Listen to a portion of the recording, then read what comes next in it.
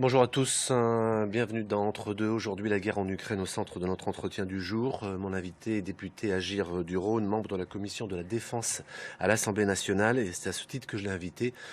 Bonjour Thomas Gassillou. Bonjour. J'imagine que vous êtes encore sous le choc. Oui, effectivement, je pense que ce qui s'est passé hier a été assez stupéfiant et a surpris beaucoup, même si à un moment donné on pouvait s'y attendre.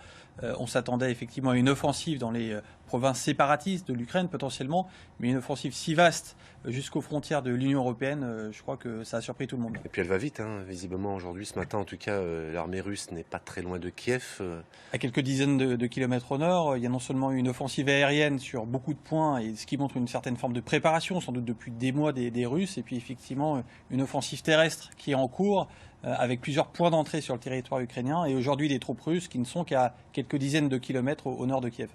Et une totale asymétrie évidemment des forces en présence. Une certaine asymétrie, effectivement, l'armée ukrainienne est une armée qui a beaucoup progressé depuis 2014, depuis l'annexion de la Crimée, mais qui reste effectivement très inférieure en nombre et surtout en qualité de matériel par rapport à l'armée russe. L'armée russe notamment dispose aujourd'hui de la maîtrise totale des espaces qui englobent le champ de bataille, que ce soit l'espace aérien, l'espace maritime, le cyberespace et l'espace exoatmosphérique également, qui permet d'avoir des informations très précises. Faut-il armer aujourd'hui les forces ukrainiennes ?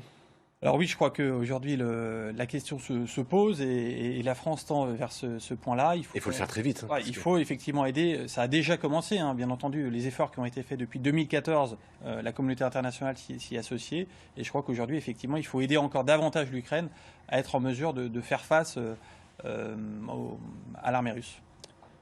Pourquoi ne pas mourir pour Kiev? Pourquoi ne pas mourir, comme on disait à l'époque, pour Danzig? Pourquoi? Alors ça, c'est une vraie question, c'est peut-être la question fondamentale.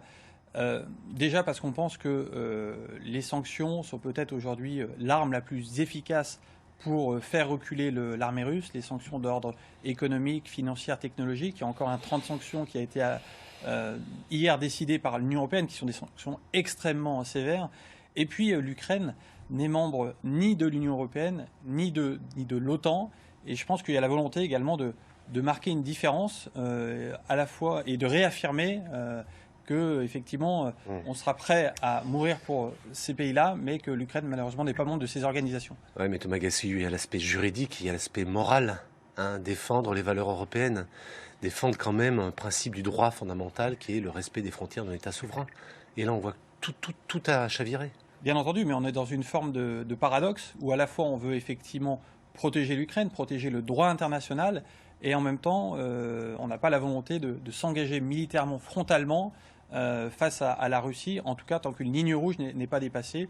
Et on estime à ce jour que, effectivement, l'envahissement de l'Ukraine n'est pas encore cette ligne rouge. Vous y avez cru, vous, à la volonté vraiment de Vladimir Poutine de pouvoir trouver une solution pacifique à cette tension avant la déclaration de guerre et l'entrée en guerre? Vous y avez cru, vraiment? J'y ai cru qu'à moitié. Je pense qu'on a bien fait de mener l'ensemble des efforts diplomatiques nécessaires pour essayer de trouver une solution de paix. Mais on voit bien que la Russie, depuis plus d'une dizaine d'années, même un peu plus, Vladimir Poutine est élu depuis plus de 20 ans, est dans une séquence où progressivement elle cherche à reconstituer l'Empire soviétique avec l'ensemble de ses sphères d'influence. On l'a vu en Géorgie, on l'a vu en Moldavie, on l'a vu en Crimée. Et voilà, on voit bien que il y a une vision de long terme qui est en train d'être appliquée par Vladimir Poutine. Est-ce qu'on n'a pas péché un peu par naïveté, par oubli même, après la Géorgie en 2008? Tout est installé. Déjà, c'est le même procédé, c'est la même stratégie d'envahissement que celle de l'Ossétie du Sud lors du conflit en Géorgie en 2008. On a donné le maximum de chances possibles à la voie diplomatique et je pense que ceci était nécessaire. C'est de ne pas être naïf que d'essayer de discuter. Aujourd'hui, les sanctions qui sont adaptées sont des sanctions sans commune mesure avec ce qui a été pratiqué. Vous entendez beaucoup d'experts dire que de toute manière, Poutine, il s'en fout des sanctions. Alors, effectivement, en 2014... Il y a un tel trésor de guerre qui a été amassé dans ce pays de toute manière que... Depuis 2014, Poutine, effectivement, a travaillé pour rendre son pays plus résilient face aux sanctions. Il a dédollarisé son économie, il a trouvé des nouveaux partenaires commerciaux, notamment la Chine et l'Inde.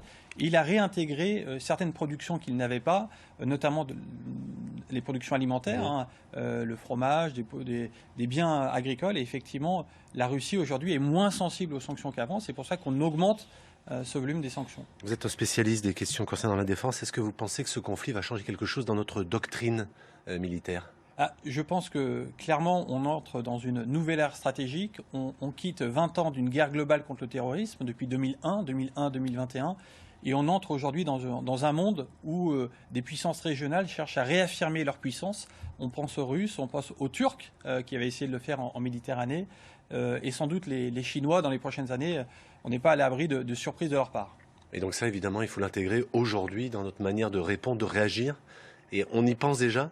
Bien sûr. Ouais. Donc il faut à la fois effectivement promouvoir le droit international, le modèle multinational, et effectivement être en mesure de répondre à ces stratégies de puissance en étant nous-mêmes en mesure de penser notre puissance. Et l'Europe est le bon échelon pour développer cette puissance d'un point de vue militaire, mais également avec des leviers non militaires. On s'est beaucoup focalisé sur la guerre contre l'islam radical, contre l'islamisme, et finalement, cette guerre, elle nous vient de l'autre côté du monde, de l'Est, sur un front qui n'était peut-être pas attendu.